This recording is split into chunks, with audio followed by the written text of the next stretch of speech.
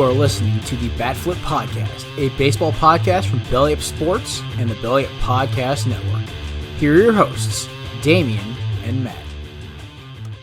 Welcome back, everyone, to the Bat Flip Podcast. My name is Damian, here with my co-host, Matt, coming to you on February 8th of 2022. Got a pretty interesting episode this week. Going to talk some more about the CBA negotiations or their lack of, and some other news on that front that's came out in the past week. We have a little bit of an update on the Trevor Bauer situation, and then after that, we will look into the NL Central Division breakdown. But before we get into all that, Matt, we missed you last week. How are you doing? Doing good. Last week, obviously I've talked about Auburn a lot on the show. Just my fandom and stuff. They were playing. They're number one in the country basketball. They actually lost tonight in overtime, so they'll probably drop out of number one. But they're having like a historically great basketball season. So last week they were playing their biggest rivalry on Tuesday night, and I was not gonna miss it. So let David fill in for me, but yeah, it was. I hope everyone had enjoyed having David on the show and been meaning to get him on for a while. And but we'll I missed being here last week and ready to get some baseball talk and haven't talked baseball in a while. Feels like so ready to go. Yeah, it's been I couldn't do it later on in the week, so we did have David on last week. But glad you're back this week. We'll be sure not to make that a regular occurrence there, Okay. but. Let's go ahead and we'll kind of just start off with some news that broke. I believe it was Thursday of last week. And that was that the MLB owners and the players had been going back and forth. We thought we actually had a little bit of progress. And then it kind of got stonewalled. And we talked about that a little bit last week, me and David. But now this week, the owners have basically requested federal mediation from the government, to try and help resolve this lockout a little bit sooner. And that would have to be agreed to by the players. The players ended up declining that, saying, we don't need that. We just need to do this ourselves. The owners basically said, well, we're not going to offer you a new deal. Then we're not even going to try to do it unless we get mediation. But it is a little bit of a weird scenario because the owners' meetings actually started today in Florida. They're supposed to go, I believe, through Thursday. And at the end of those, Rob Manfred is supposed to talk to the media. And the players are doing their own little meetings this week, I believe, in Arizona to start the week and ending somewhere in Florida. So there is a little bit of hope that maybe they get to the table Thursday. But, as of right now, it looks like we're kind of in a stone wall between the players and the owners. Yeah. I think there's a few things that I like that I've seen out of the negotiations, but at the same time, it really is frozen on the terms of it. I really like the idea that the sides came up with on the bonus pool for pre-yard players. I thought that was a really cool idea because there's some players that are just insanely good that are just are getting paid like major league minimum, and the fact that they can't take advantage of how good they are in case they get injured later in their career, and they're get paid. I mean, they're obviously get paid a lot more money than all of us, but they're getting paid a lot less money than they could be making. I think that's a good idea. I think that the total number figures that are coming out of that are just they're so wildly different. It's hard to believe, but um, just for example, but some of these things, a mediator, I'm not a lawyer, so I don't know how all this works exactly. Honestly, to me, a mediator sounds like a good idea in general because I feel like a mediator is probably a good way to get a fair, agreement. But obviously, the players don't believe that the mediator would, side with Major League Baseball, and I mean, they feel like they don't necessarily need it unless sides are making a real offers to each other, and it would just be like a third party getting in the way. So I understand that. But yeah, I mean that's big news. I think the deal could get done somewhat quickly with a mediator, but obviously, both sides seem to think, or the players seem to think that wouldn't get a very good deal for them. So, I don't know if it's great optics just for general public for the players to decline that, but it does make sense if you kind of think about it. So. Well, the players' big gripe about that is that when the last lockout happened, they did have mediation, federal mediation, and it didn't really help much at all. It didn't do anything. The players see it more as a media stunt at this point from the owners by trying to save face and say that, hey, look, we're trying, and the players don't want to help us. It is interesting that some of the players have come out recently. I know, like Stroman came out, I believe, a couple days ago, tearing apart Rob Manfred. Paul Sewald, who's a Mariners relief pitcher, was on in Seattle radio show today and basically said, like, look, we don't need a mediator. We just need you guys to give us a proposal, and then we can keep going back and forth with that. And then Adam Wainwright had a charity event this past week, and he even was basically saying that at this point, the owners don't even want to give us what we had last year. And basically, he had said that if they gave us the exact deal that we had last year, spring training wouldn't be postponed. Nothing would be we'd be full on back into the off season and have a full season of baseball this year. And it just seems like, at least from their side, that the owners don't want to even give them what they had this past year. So it is pretty interesting, and it just seems like it's on the thing that it's getting a little nastier. But hopefully, the nastiness leads to somebody finally just saying, like, screw it, let's just fix this. Yeah, it does. I'm starting to get a little bit bothered by the fact that both sides are trying to plead to the media about everything because it seems like it's just trying to distract themselves from the fact that they have to get together. Like whoever's getting knocked in the public eye, like it doesn't help anybody for for everyone to think that Major League Baseball's organization, the owners are all corrupt. It doesn't help anybody to think that for MLB trying to make people think that the players are being greedy and trying to take advantage and they're getting paid enough already. That doesn't help anybody. I wish the both sides. I mean, obviously, you're gonna have news come out, and there should be news. Everyone needs to know, what are we getting baseball? That's the question everyone's asking. It should be news, but both sides with all the publicity and media and the MLB blacking out all the faces on their websites and taking down all the articles, and I just don't. I wish that the sides would just kind of both of them would just kind of handle this. But especially on MLB's side has been very unprofessional. I think the players have come across a little bit whiny at times, but MLB side's been unprofessional with some of the stuff they've done. I wish they would just stop with the you know mumbo jumbo and just get to business and talk. Figure things out. What is important to you? The players, I think service time manipulation is very important to the players. So, I don't think I think that pre-arb thing that they're talking about and potential, bonuses for, having players start on the opening day roster, stuff like that. That's good stuff. That's stuff that they can base off of.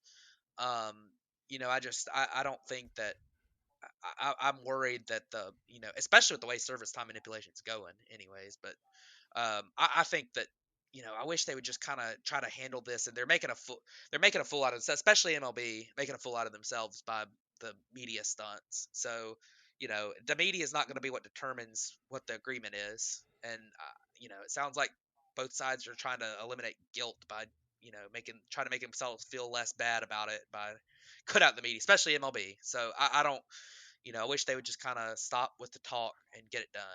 So.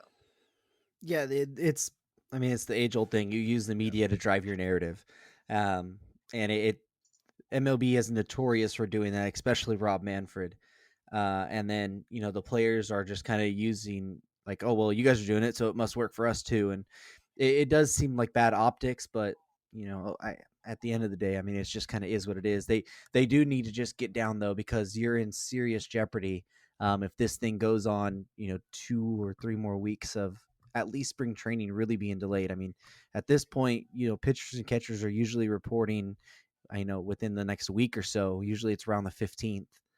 But I think that could probably be pushed back until like the 22nd. So 2 weeks from today, and everyone would be just fine. Maybe even March 1st, and you could still fit in a good size spring training and start the season on time. But the longer it drags on, the worse it's looking for a full 162 game schedule at least. But anyways, let's go ahead and move on to the next topic. We got a little bit of a a little bit of news on the Trevor Bauer situation today. If you don't remember, back in, I believe it was June, he was accused of sexual assault and rape charges as well. That has been, he had what am I looking for? They had a trial for a permanent restraining order that back in, I believe it was September or August or September, that was denied. And then he had an investigation going through the Pasadena Police Department and the LA County District Attorney for the past 6 months. And then that today came to a conclusion with them saying that they were not going to bring any charges against him. He is still being investigated through Major League Baseball, and he's suspension from them is still probable because through the Players Association's agreement, even if there's no charges brought against you, you can still have a suspension if found that MLB finds that something went on there. Yeah, so I think that's obviously good news for Trevor Bauer that the potential criminal charges are over, and I don't think there was too much grounds for criminal charges to start with. I'm not going to get into the graphic details of the situation, but I don't, and like I said earlier about the lockout, I'm not a lawyer, so I don't know, but it's definitely one of those things that, I mean, Trevor Bauer, how much has he alienated everybody to allow him to come back? Is kind of the thing. Like, the criminal stuff is cleared. It's kind of a gray area situation.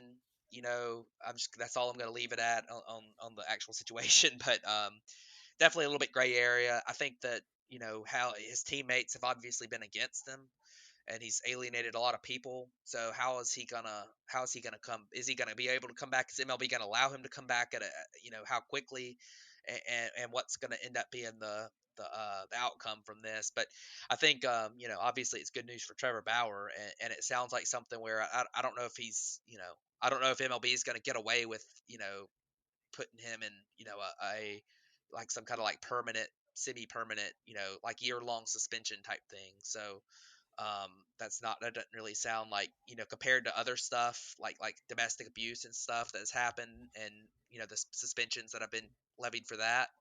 The longest one I think I've seen was a season, and that was a really bad situation for the season long. Most of them are 50, 60 games. So I think if you look at him, I would assume that it would probably be a pretty long suspension for him, but obviously, he's already served, as we saw with the Marcelo Zuna situation. Serving that time on administrative leave, you lose that money now, but you're allowed to play, immediately if your suspension time has already been served. So we'll see what happens with that. I don't know if we'll ever see him play again. I doubt we ever see him play again with the Dodgers, but there's probably a lot of money at stake for Trevor Bauer, a lot of money on the hook there, because if he's allowed to play again, then he's going to get paid his contract outside of the suspension time, whatever that ends up being.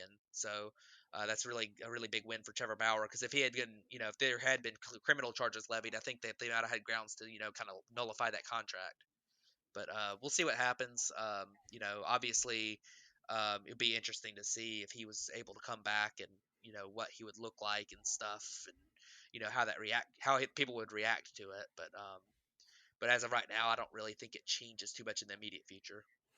Yeah, in the immediate future, it really doesn't. It's going to be interesting to see, how MLB does go along with it, because, like you had said, Sam Dyson was the one that was basically suspended for a whole year, but he actually had charges against him and stuff. And you do have, with the Ozuna situation being very recent as well, even though that was more like of the cops kind of the different The cops optics butchered there. that one. Yeah, so it's going to be interesting to see, because obviously we don't know all of the details of everything that happened in this, and behind the scenes and all that. But it is going to be interesting to see if MLB does allow him to do the, hey, you were suspended from basically the middle of June through, and that was how many ever games, and then now you're basically going to be suspended maybe the equivalent of a season. Like, how long would they suspend him into this year and then not pay? I don't know. It's going to be weird, but at least that part is handled, and we'll see. I think MLB kind of has a little bit bigger issue on their hands right now than the Trevor Bauer investigation, but Yeah. at least the actual through the police department, and that is handled. But we'll talk more about that when the actual MLB investigation gets over. But let's go ahead and move on to the NL Central division breakdown. And we'll go ahead and start with the Milwaukee Brewers that won this division at 95-67. You look at the list of the people they've lost so far: Avisail Garcia, Jackie Bradley Jr.'s in that trade to the Red Sox, some bullpen pieces with Hunter Strickland, Brad Boxberger, Manny Pena, Daniel Vogelbach, and Eduardo Escobar.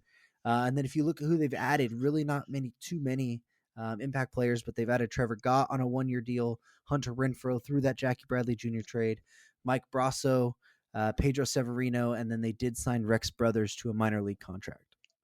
Yeah, so honestly, for the Brewers, I don't really think they've lost that much. Obviously, they lost a few bullpen pieces, but none of those were kind of their primary bullpen pieces. I mean, like you got Brad Boxberger was pretty good last year, but like Axford, Strickland, Daniel Norris, those types of guys, Colin Ray, they weren't really that big of names and stuff. You look at the guys that lost their lineup. Really the one that hurts is Avisail Garcia. I think that Renfroe and Brasso kind of make up for the loss of Jackie Bradley Jr. and Eduardo Escobar. You do look at Pedro Severino and Manny Pena is kind of a wash. They're different types of players. I think Pedro Severino probably hits a little bit better. Manny Pena, is a better defender. They did add Trevor Gott, to replace some of those bullpen arms. But I think this is a situation where, the Brewers offensively didn't really have that many good names last year anyways. So, but they returned a lot of their offense outside of Garcia, who was their best hitter. I mean, they returned Narvaez, they returned Colton Wong, they returned Willie Adames, who was fantastic last year. This is a team that looks to me like he probably needs to add somebody on offense. They just need a big bopper. They need a big bat. I mean, Yelich, is he going to return to form ever? Like, because this is 2 years in a row that he obviously kind of give a pass on the COVID year, but this year he wasn't very good. He's kind of a league average type hitter. In the field, he's not what he used to be. He's probably better than he was last year, this year, but he's not quite the same guy. You look at you probably could add maybe like a center fielder or, somebody just a general, like maybe a corner infielder, first base, third base. They need somebody, they need a bopper in that lineup. And then, but their rotation is so good. I mean, their rotation is so good.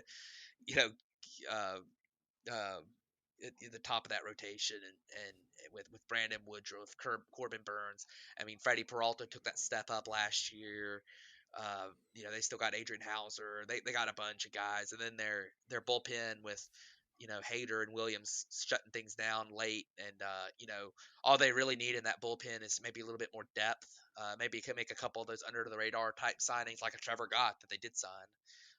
And then maybe like a 5 starter, and their pitching will be close to the best in the majors again at that point. Because you look at you look at this team, I think they're definitely probably the division favorite. But I don't really think they're a true World Series contender unless they add a little bit more offense. So it'll be an interesting team to watch, though. 95 wins last year was impressive. Yeah, it's a really good team. It really is. They would greatly benefit from Yelich getting back to MV Yelich form. And basically more of it is just if he's able to get his power back. Like his eye is still pretty good. Like he still hit a 362 on base last year. And that would get better if he was able just to hit the ball, more consistently. Only having 9 home runs and almost 500 plate appearances is not very Christian Yelich like. So they definitely need him to rebound. And then you mentioned it, some sort of another big bat. If that's an outfield DH, first base, third base type guy, they just need somebody else in there to help, just keep the lineup moving. That starting pitching it's probably the best 1 through 5 in the majors at the moment. Hauser was really good last year. Lauer he's really solid. I mean, a 3.19 ERA last year. And then they have a guy like Aaron Ashby still down. He reached the majors this year, but he's, a good prospect that they have as well. A depth bullpen arm, another guy, like if you can get another Trevor Gott or find one of those, one of those relievers that had a down year last year that you can turn around. And the Brewers are one of those teams that's really good at finding those. I think it was JP Fierson or something last year that they Fire Eisen, yeah. Fire Eisen, yeah, that they ended up trading for Willie Adames. He was doing really good. So I expect this team to be that division favorite, and if they are able to, to add another big bat once you get into the playoffs, that top 3 to top 4 in the rotation, it's going to be really hard to beat if you can score at all. Because not many times where Woodruff, Burns, or Peralta is going to give up more than a couple runs each time they go out. So, but let's go ahead and look at the next team with the St. Louis Cardinals finishing second in this division, going 90-72, 5 games back of the Brewers, but they did make it as a wild card team last year. If you look at who they've lost so far, Carlos Martinez, Matt Carpenter, Kwang Young Kim, Luis Garcia, J.A. Happ, Wade LeBlanc, John Lester, who ended up retiring, Andrew Miller, and then just a little side that I put here that they did lose Mike Schilt, because I think that's going to be a pretty significant deal for them. Yeah, for sure. Their additions. They brought in Stephen Matt. From the with the Blue Jays last year. Stephen Matz, who's Steve Cohen, apparently his least favorite person. But I think you look at you look at this team, and I mean, I think one of the key things for this team is for their pitching to get and stay healthy. Last year I thought year before last, Dakota Hudson kind of took off a little bit and looked really good. Then he got hurt, didn't pitch this year. You need Flaherty to have a healthy season. Um, you look at some of their relievers like Jordan Hicks. Can he have a healthy season? If their pitching is able to get and stay healthy, I could see this team being good. I like their lineup. Nolan Arenado, Paul Goldschmidt in the middle of that. I think Dylan Carlson continues to improve and take a step forward this year. He's been a pretty impressive looking player in his first year and a half in the big leagues. And then some of their other guys. I mean, Harrison Bader's a really solid player in the outfield. Tyler O'Neill obviously it was really good. Even though I don't look for him to have the same season he had this year, I think he's still a pretty good player. They could maybe even use a bounce back from Paul DeJong. And one thing this team might have this year is a little bit of the team of destiny type thing to them. I think they're going to be really, really fighting to try to send Yadier Molina and Adam Wainwright out on a high note, because I think it's probably both of their last year.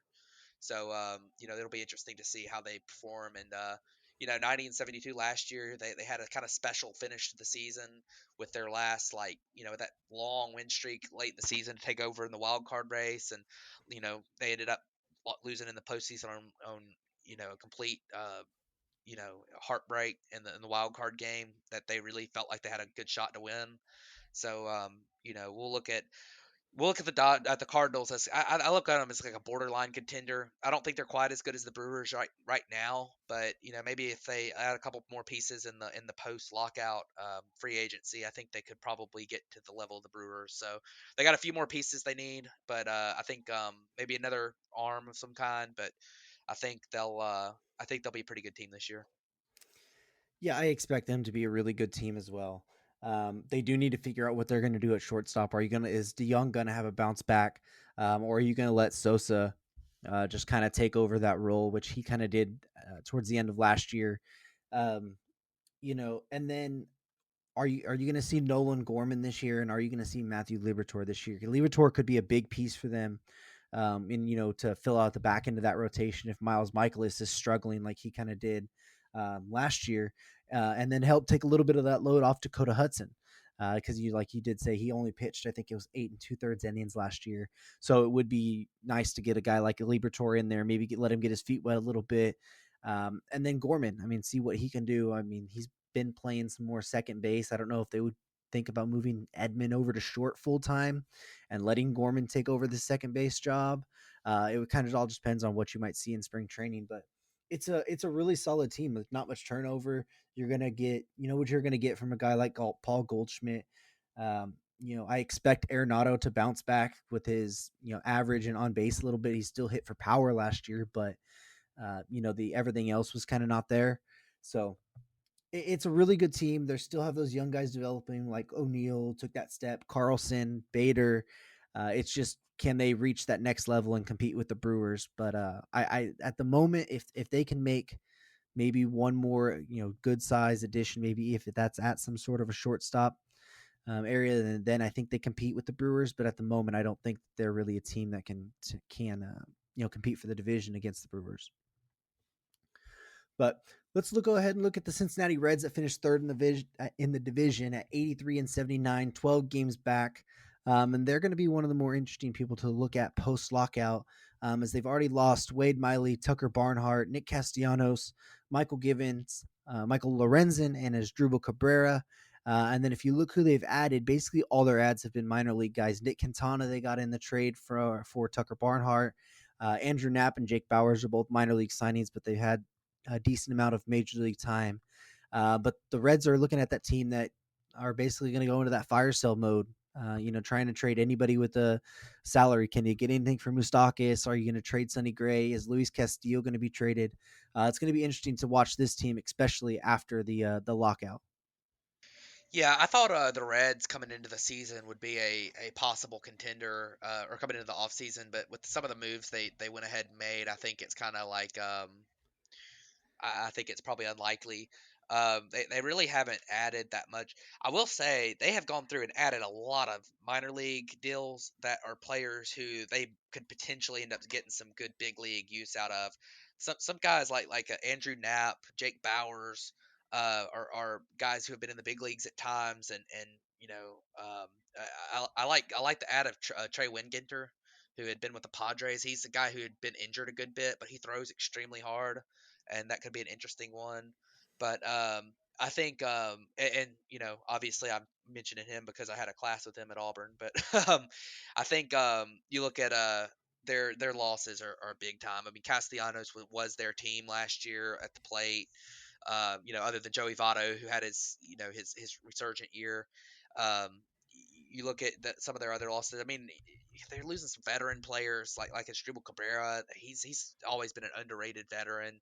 Um, you know, uh, Tucker Barnhart. It sucks to lose him at behind the plate because he's a guy who can really keep a pitching staff together. But I mean, if you look at their team as of right now, the way they're structured, they could still contend. They need a couple bats, but I like their pitching. Luis Castillo is going to have a bounce back year. I think he had a rough start last year, but he kind of figured it out at midseason. Sonny Gray still really solid, and Tyler Mahle took a step forward. So there's a few pieces on the Reds took a step forward, and their lineup, they still got Joey Votto, who was great last year, and they've still got the Rookie of the Year, Jonathan India. Tyler Stevenson had a big year. You look around their lineup, maybe Eugenio Suarez bounces back a little bit. Um, but I mean, you take a look at. I mean, their relief pitching is really what kills them right now, and that's really not that tough to fix. I mean, just go sign a few bullpen arms, but we'll see what the Reds end up doing. There's all that speculation that they might trade everybody. So, if they start doing that, then get what you can. I mean, it would. I think it kind of stinks to trade away this team that they got right now because I think they're not that far away. But if they can't afford it, then go ahead and get what you can.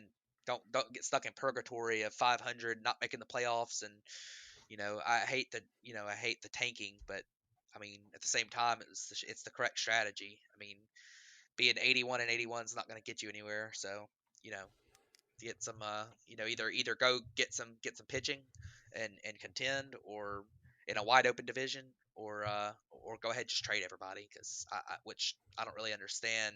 You probably got a better roster now than you would after 2 or 3 years of rebuild. So um but anyways, that's not a that's a this was a tough one for the Reds. So Yeah, and like you said, it really came down to, basically their whole offense was Castellanos last year, especially after Jesse Winker got hurt.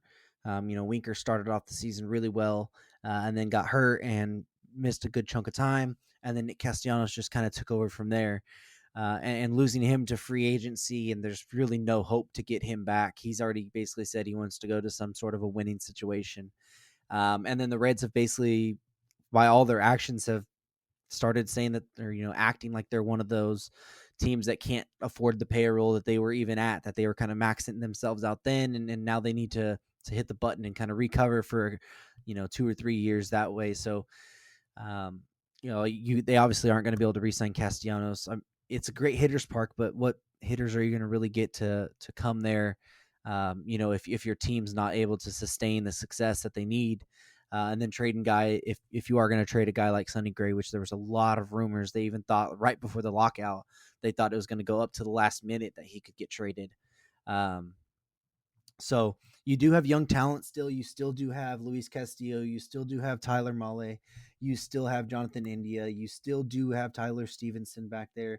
You still have Nick Senzel if you can ever get him to, be a productive player. But it's the guys like Votto who's there, Eugenio Suarez who's going to be, uh, you know, he's going to need to be re-signed pretty soon. He doesn't hit for a lot of average and on base, but he hits for power. Mike Moustakas is another big bat that you brought in that's probably just holding you down more. Like if you can get rid of some of those guys and bring in a little bit more productive but cheaper guys, and then you have a decent starting rotation with those three. If you keep Sonny Gray, make a couple little moves in the bullpen, because I do think that they have some solid pieces down there. They just need to kind of work everything a little bit better. And then you do have a guy like Hunter Green, who's going to be one of the more exciting prospects to come up, and he might even reach the majors this year, if not next year, along with Nick Lodolo as well. But it does seem like the Reds, they were a team that everyone was high on. I really thought that they were going to be a lot better than they were, and I think that they just fell short of expectations, and now they're like, well, we just can't really sustain it since we've really lost Castellanos, and we can't afford to bring him back. So we just need to go the opposite way. It sucks, but I mean, at some point, you can't be the Yankees, you can't be the Dodgers, and just have that sustained success with signing people all the time. And I mean, even the Yankees didn't do that for a good amount of time, but it sucks seeing a team that has the potential like this have to head that way. But it's also kind of ties right into the next team in this division, and that's the Chicago Cubs at 71-90. When they were 24 games back, they kind of did the exact same thing, or the thing the Reds should have done, and probably trade everybody at the deadline. That's what the Cubs did with trading Rizzo, Baez, Bryant. And then if you look who they've lost through the offseason so far, that's Matt Duffy, Zach Davies, Austin Romine, Robinson Chirinos, Jose Lobaton. And then who they've added, they added Wade Miley from the Reds. That's another one I didn't even mention we did mention that. They added him from the Reds, though. Harold Ramirez. They re-signed Michael Hermosillo, brought in Clint Frazier, Jan Gomes, and then the big signing is they brought in Marcus Stroman. Yeah, so this is they're kind of the anti-Reds, right? Right. Because you look at the Cubs, the team that I don't think they've got any chance to compete this year with the roster they had before the offseason started. I mean, their roster was just completely. I mean, like their best hitter was going to be what? I guess Wilson Schwindel, Contreras, or I mean, maybe it's even got Schwindel. Wilson Contreras or Schwindel, but I mean Schwindel. You look at his stats last year; he had a fantastic rookie season, but a lot of his numbers were inflated by BABIP too. So, and his plate discipline, him and Patrick Wisdom both, their plate discipline was not super great. I mean, they struck out a lot, didn't walk much, and that's something that's kind of a red flag a little bit. I mean, it works for some guys and it might work for them, but um, you know, I look at them as a team that like they were barren with talent after all the trades they made last year, and it seems like they made enough moves to get back to like a 500 type team right now. I mean, Marcus Stroman is going to be a nice move, but I kind of question that move, not because I question Marcus Stroman. I think he's a good pitcher, but a 3-year deal for a team that just traded away all their pieces just seems like it's not really doesn't really make that much sense to me. Like, um, I think it's like it's one of those deals where you might just be bringing in a pitcher to pitch for 3 bad teams, so it feels a little bit like you could have spent that money on something where either you get a guy that's on like an 8 or 10 year deal, like a Carlos Correa type guy, or you go to or you maybe make a couple trades where you pick up a bad contract and a top prospect or something with that money. Because I know the Cubs have a lot of money to spend, but it feels like they've done enough to get back to being kind of a 500 level team, and maybe it's not over. Maybe they go back in the second part. You mentioned earlier about a rumor that they might look at bringing Anthony Rizzo back. I'm sure that's possible. I'm sure Anthony Rizzo would probably accept that if the Cubs decided they wanted to do it. Um, there were some rumors about Correa, and if you add those two guys and you keep working on that pitching staff, I mean, right now that pitching staff looks like Marcus Stroman and not a whole lot else that I'm super excited about. I mean, Kyle Hendricks, I guess, is still pretty good, but he can get roughed up a little bit sometimes these days. And outside of those two, like, you don't really have all that much. So I think, pitching wise, I think that this team could have, and they have some bounce back candidates. Like Ian Happ's probably not as bad as he was last year, and we'll see what happens. I'm not super bullish on the Cubs, but maybe if they went out and made a bunch of big moves, they're obviously trying to win this year because they're making all these moves. So maybe if they went out in the post lockout, period, and make a couple of really big moves, maybe they could get into contention. Because, like I said earlier, this division is kind of wide open. So they don't really need, like, it's not it is not impossible for them to get into contention this year, but they're gonna need a lot. So. Yeah, if they were able to win the lockout, because the Stroman point, it's a good point. The only reason it makes more sense is if they're willing to spend and make big moves this year, or even next year. But it seems like they're well positioned to do that this year. Like you said, the rumors about Correa, the rumors about Anthony Rizzo, even the rumors about them being interested in Matt Olson. So maybe it's a scenario where you're able to sign a guy like Correa, and then you go to the A's and you go, hey, maybe what could we do for Matt Olson and Chris Bassett, or Matt Olson and Frankie Montas, or Matt Olson and Sean Manaea, because I feel like you need another starting pitcher in that rotation with Hendricks, with Stroman, and then you have Miley, but I think Miley's more fit for a kind of a 4 role, and then you could see what you're going to get with Adbert Alzolay and Alec Mills. So you need some other rotation in there, and then it feels like you need 2 more bats in that lineup to really make you a contender, not only in the division, but you could probably get away with making one of the pitching moves and one of the hitting moves and probably be in the fight for a wild card. But nobody wants to try and just fight for a wild card. You want to try and win your division. So, maybe that's a scenario where it seems like the Cubs want to spend big money. It's just, will they do it? And will they do it through just strictly free agency, or will they try and make, hey, maybe here's one big free agency move and then here's one big trade move that can fill a couple holes with the one deal? Instead of trying to go out there and sign a shortstop, a first base, or an outfielder, and a pitcher on top of that. So, and then they kind of need to hope for some health. You're going to have Nick Madrigal and Nico Horner, who, Horner hasn't been able to stay healthy for a full season, and Madrigal, he had a good rookie, start to his rookie year, and then he missed basically all of last year. So he needs to, and that's right now projected to be your starting middle infield. And then you kind of need to figure out what you're going to do with Contreras. Are you going to trade him because you do have Miguel Amaya down in the minors, who seems like he's going to be ready with pretty soon. And there's been a lot of chatter around Contreras anyways, and I'm not quite sure that you're going to be able to re-sign him. So it might be more beneficial that if you can't re-sign him, that you trade him beforehand, so you're not at the deadline where people don't get traded for all that much, for only a half-year rental of a catcher, really. So the Cubs are going to be fascinating to watch as well, because they can make a bunch of big moves, but they could also sit back on their hands and kind of just wait everything out. Yeah, like I said, what final kind of thought on the Cubs is that they, if you look up and down their lineup, there's not really anybody that scares you. Like, Right. I know Schwindel and Wisdom were pretty good last year. Contreras is a solid player. They got some solid players, but nobody really scares you. You look at their pitching rotation. There's nobody that really scares you. I mean, Marcus Stroman is really solid. Kyle Hendricks can be, when he's on, he can still be really, really good. But there's nobody that you feel like you cannot, get a couple runs off of. And their bullpen needs work. So I mean, I think that they've made some decent moves and have built up their farm system really well. But there's a lot more that needs to be done there. But speaking of a lot more that needs to be done, um, let's talk about the Pirates, which we're not gonna short sell any team here. We talk about them all, and you might not hear anybody else out there talk about the Pirates, in the off season this year, but they went 61 and 101 last year, which is honestly a better record than I expected. Honestly, they had one good player that broke out that kind of helped that, but their losses were Shelby Miller, who I have no I Who's that? I remembered he played on the Pirates, like, once I saw it, for, like, I think he had like one pitch, he pitched one time for them or something. Trevor Cahill, who I mean I didn't even know he was still in the big leagues. Wilmer Defoe, who was a bench player for the Nationals, and I saw that he was with the Pirates last year and was like, okay.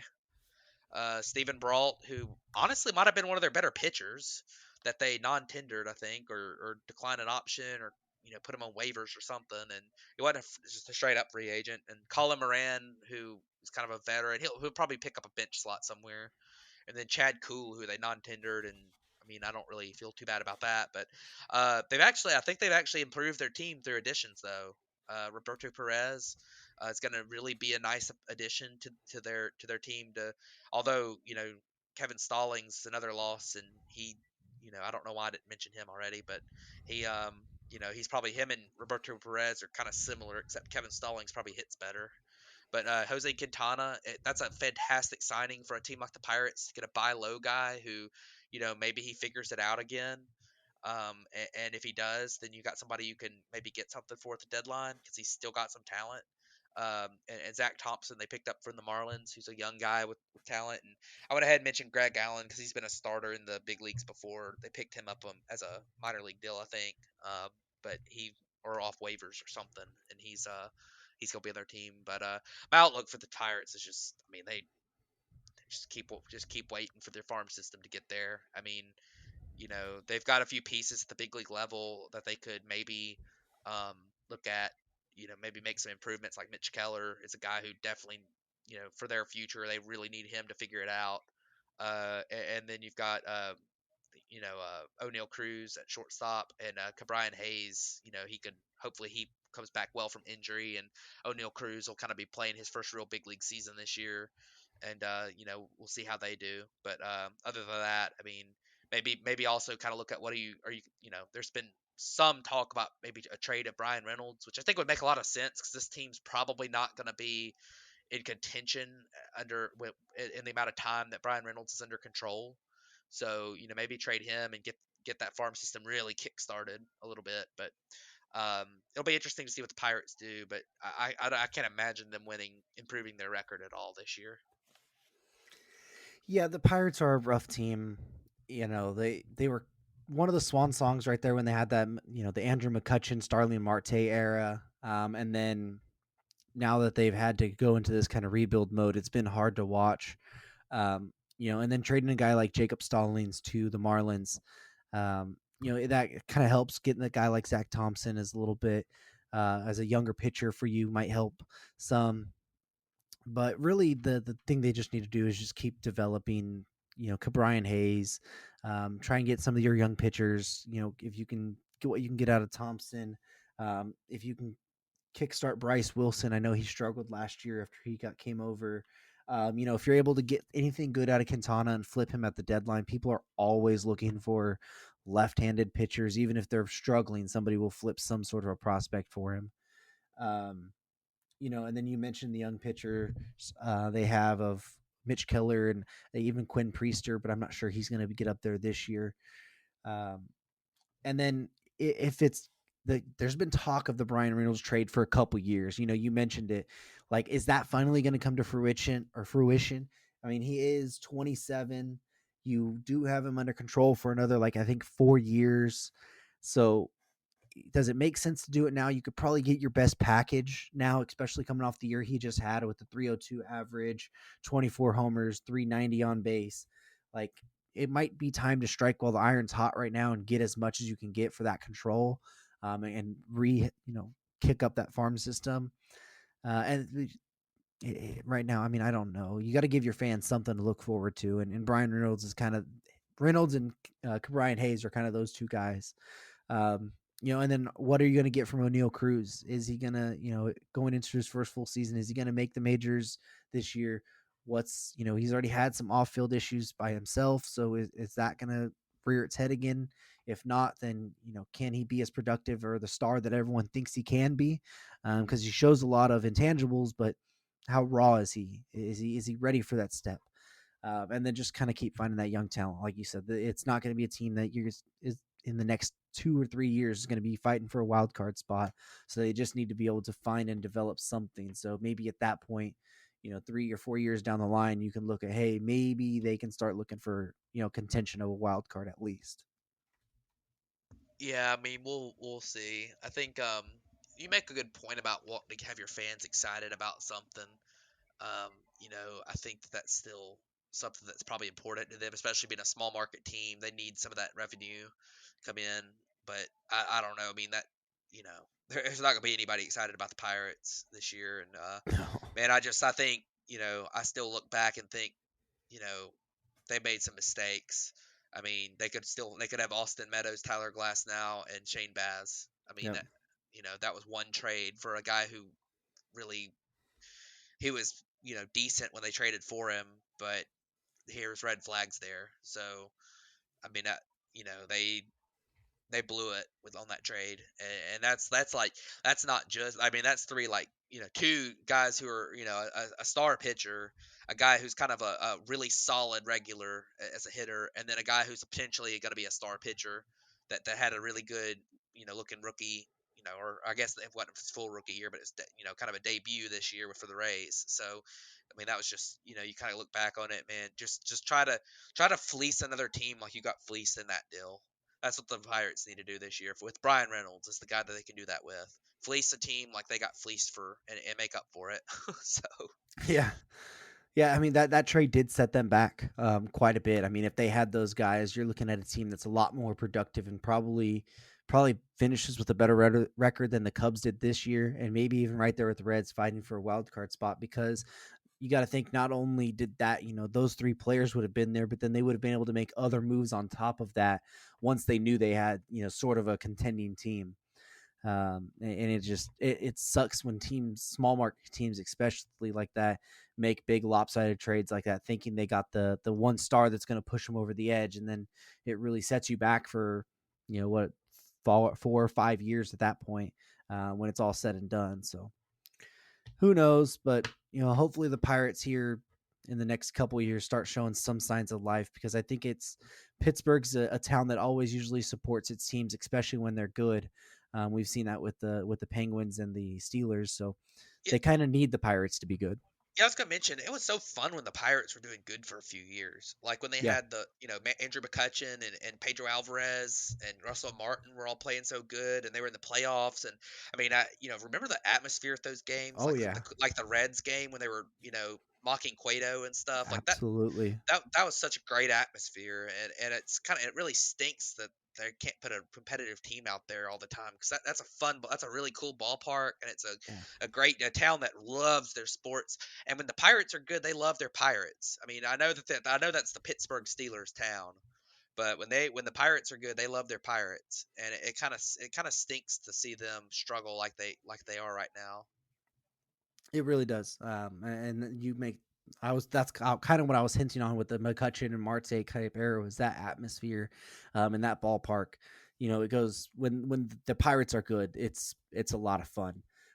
So I really do wish they can get back there, or hope that they can get back there relatively soon, because it's something that baseball's better when these smaller market teams like that are able to have fun there and be competitive, at least. Even I'm saying that as a Dodger fan, but that's a little weird. Anyways, but I don't. It was a jam-packed episode today. We have, hopefully we get some news from Manfred, and then the CBA negotiations when they talk on Thursday. I'm pretty sure we're going to have a laughing stock episode of clowning Rob Manfred next week, because he's going to say a lot of idiotic things.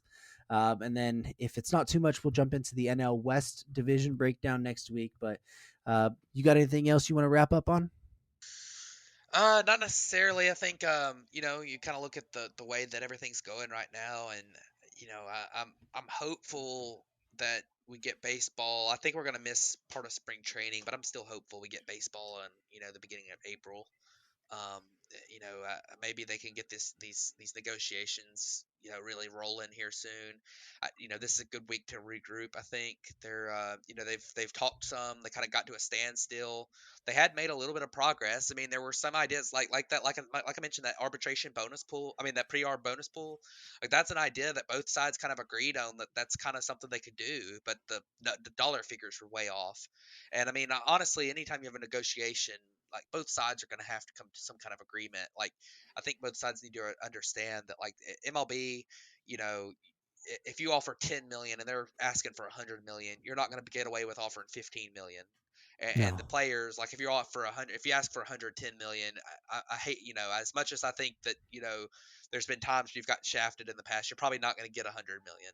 Like, if you, it's just kind of one of those things. Like, both sides need to kind of understand that they need to come to an agreement. And I really hope, my one hope is that both of them see how important it is to get this done in a timely fashion, because, like I said, right now, you know, they're not. This isn't getting done in a timely fashion, and if you start missing games, then the casual fans, the ones that watched that Field of Dreams game last year, the ones that boasted those TV ratings in the postseason higher than they've been in years, they're going to be the ones that are really going to just kind of quit watching. Like, us hardcore fans are going to keep watching regardless. There's going to be a lot of people that quit watching because of this, and thinking it's just a bunch of people whining at each other. So I really hope that they understand the sincerity of this situation, because it's so easy for them to get caught up in, we want this, we want this, we want this, and get caught up in the other side's not doing their part. And it's, you kind of get caught in that bubble a little bit, and don't realize that if neither side does their part, then you're not gonna, that it's just gonna hurt everybody. It doesn't. It's almost like, if you have, you got it. Somebody's gonna have to cut it loose at some point, and it's almost like playing chicken. I mean, it's, somebody's gonna have to cut loose and say, hey, you know what, this pre-arb pool, we think that we deserve a lot, but we can negotiate this number down a little bit, or MLB can say, okay, well, you know what, $10 million for the top, whatever, however many players it's talking about doing in that. I forgot the number, but, like, that's not even going to barely boost them at all. Like, we need to allow more than that. So, I think there's, obviously pros and cons to everything, and, one side's going to come out a winner. I think both sides need to understand that you're not going to get a perfect agreement. Somebody's going to come out a winner, somebody's going to come out a loser at some level. But, man, it needs to happen. Like, it needs to get done. It's going to be really frustrating if they can't come to an agreement in a timely fashion, and we end up with, nothing. So, The main um, problem that I have is that I don't understand why both sides aren't more invested in trying to make it happen and willing, at least from the owner's side, willing to lose games and threaten to lose games when we it, literally just came off a 2020 season when it was shortened through the pandemic, and the owners are literally whining and crying about how much money they've lost and how that was such a bad thing for baseball. And then now you're saying, hey, we just got back to a full season. We probably just had one of the best seasons of all time. We had the excitements here. It's back. yeah, Baseball's kind of found its niche again. And then, hey, right after that season, we're going to come back and we're going to tell the players, well, basically, like, we're willing to lose the games again. We're willing to go back into another shortened season, and we're willing to lose that money there to make our point to you, even though if we just made this agreement, the money we're probably losing here in this negotiation is probably overall less than what we lose if we lose games or threaten the right. season in general. Right, I agree, and I think that's a bad look. I mean, I think it's a bad look to think, I mean, you're both, somebody's gonna have to. There's gonna have to be some compromise here. All right, there's gonna have to be. I mean, and neither side's gonna get everything they want. You know, I don't know what the answer is gonna be, and I don't know all the details of it. But we're gonna have to have, and honestly, the thing that's really starting to bother me is the fact that it seems like both sides are talking to the media, especially the MLB side, more than they're talking to the other side of the bargaining. I mean, it seems like the players are talking to the media. A lot of times they're asked about it, which I mean, I don't mind them answering if they're asked about it, but it seems like they're tweeting out and stuff, more than they're negotiating, and MLB is doing these little chicken stunts, like taking down everybody's faces off their website, and taking down all the statistics and taking down all the articles about present players and all this stuff. Like, I mean, come on, like that's just childish. Like the players are being a little bit like just kind of like maybe it sound like they're whining a little bit, but MLB is just being childish. Not We're not going to talk to you. I mean, it's like, come on, man. Like just figure it out. Talk with them. They're not going to hurt you. Talk with them. Like, I don't care if you're mad at them or not. Like, I mean, people are going to have to. You're going to have to learn to get along with people that you know. I get that both sides are upset. I don't know why MLB is so upset. I mean, I can get why the players in some facets are upset, but like we're not going to talk to you. Like, I mean, come on, man. That's just they should be sitting there negotiating every single day right now. Every single day they should be sitting there for 8 hours discussing things, coming up with ideas, figuring out how they can come to an agreement, and they're not even talking.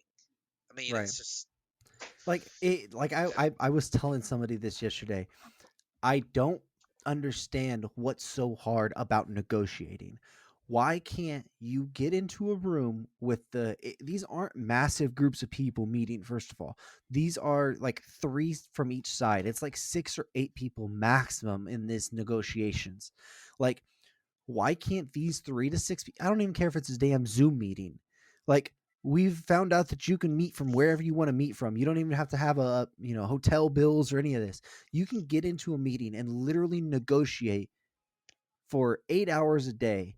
And if you actually did that face to face and you had those people negotiating and you just sat there until you got it done, I bet you get it done within a week and a half to 2 weeks. Like, the negotiations don't have to be this hard. All it has to be is, what do you want? What do I want? What are you actually going to accept? What am I actually going to accept? And where's the middle ground for us? Like, and that's the part that I don't think they're at. It's basically at like, hey, I want this. This is what I'm going to accept, and I'm not moving off of this. From the owner's side, and then the player's side's like, well, we want this, and we'll give you like a little bit under this, but we're not going to give you way under this. Like, and then the owner's like, well, we see that you wanted, now you're talking a little bit more, but then how about if we shrink it to this? And it's like, that's not a good look for either side. But I don't understand, from my side at least, how negotiations can be so hard. Like, it doesn't take that long to tell somebody something and then them to say yes or no. And then it doesn't take that long for them to rebuttal to you and then you to say yes or no. Like, I feel that if you went for one objective of day, like if you went on there and say, okay, starting tomorrow on Wednesday, we're going to go into this meeting and we're going to resolve the pre-arb bonus pool negotiation. You're telling me after 8 or 9 hours, you guys couldn't come to some sort of an agreement for the pre-arb negotiate, like for the pre-arb bonus pool and how many players and what it's supposed to be? And then the next day, hey, then let's look into service time manipulation and then talk for 7 or 8 hours there. And then that's solved. Like, you could literally take it each step one day and we'd be done with this whole scenario. We're at what, 69 days or 70 days of locked out baseball at this point. yeah, and there's been like 5 meetings. Yeah. I mean, No, I mean, maybe 5 meetings. and every one of them's been like an hour apiece. It's not like they're sitting there for 8 hours at the negotiation table. Like, Exactly. since like we had something like 4 or 5 meetings, and every one of them's been like an hour, hour and a half. Basically, what they're doing is they're just laying out what their proposal is, and then the other side won't talk to them. Like, I mean, that's what it is every time. The other side's, well, let Getting me, really. yeah, the other They're side's like, immediately let me saying, take this and go yeah, look over it for and a then they week don't, and a half. and then they come up, and then they don't even they don't use any of the terms to negotiate off of. They're just making a new one that's completely weird. Like, it doesn't make any sense to me. I mean, I think that there's kind of the final thought, because we're starting to kind of ramble on a Yeah. lot. I think that when it comes to baseball, there's a sentiment from the owners, and I think this is kind of the big deal here. There's a sentiment from the owners that baseball, because of the lack of salary cap, is the most player friendly, you know, thing in sports, because of because the other places have salary caps, they have max contracts in the like in the NBA, And they're not um, fully guaranteed. and they're not fully guaranteed. So, and in some ways it's true, because if you get to a free agency in the major leagues, like if you make it to free agency, you're gonna make more guaranteed money than in any other sport. I mean, it's true, but at the same time, there's a lot of things that need to be looked at that are, I think for a lot of baseball players, the young days when you're in the minor leagues, which there sounds like they've addressed a little bit of that, through just kind of minor league stuff. But when you're in the minor leagues, and then when you first get to the major leagues, like if you look at like take a look at the NFL, you get a quarterback in the draft, like pick them first overall. I mean, they're gonna be making like millions and millions and millions of dollars immediately. Like look at baseball, you have to be lucky enough to not get injured and to perform until your age, 25, 26 to even get a slight pay raise. And then, now if you make it a free agency, you're going to balloon. But I think some of what the players want to do is take some of that money that the top level players are making at age 30, 31 when they hit free agency, and they want that money to go to guys who are just, because I mean, there's been so many careers where you had such a great player that played like 40 years in the big leagues, and made league minimum, and then got hurt and never was able to fully capitalize on that. Like how many times have we seen that before? And I think that's something where the owner, the players really think that that's not quite as friendly to the players as it might appear from the outside, since they don't have a salary cap and they don't have max contracts. Because I mean, like I say, you go you got to be in the majors like 7 years and be super good before you can get that big payday. So I think that's kind of what the players want to look at, and I think probably what ends up is going to have to happen at some point is that there's going to have to be some kind of limitation on what players when they hit free agency, there's going to end up being some kind of limitation on those contracts in exchange for having a lot more money paid to younger players. I think eventually, like that might not happen in this CBA, but I think that's eventually where this thing's going to head. So, but we'll see what happens. I'm obviously I'm optimistic and hopeful that something gets done pretty soon. I mean, I'd love to see baseball start on time. So, but that's kind of the final thought here, and hopefully they figure something out. So. Yeah, absolutely. I mean, I know we rambled on a little bit too much here at the end of this episode, but I think it was kind of a little frustration for both of us of this kind of negotiation area, and this kind of our area where we could take it out and have you guys listen to us do it. But, thank you guys for at least listening to us ramble and tuning into this episode of the Bat Flip Podcast, and we'll catch you guys next week. So thank you very much, everybody.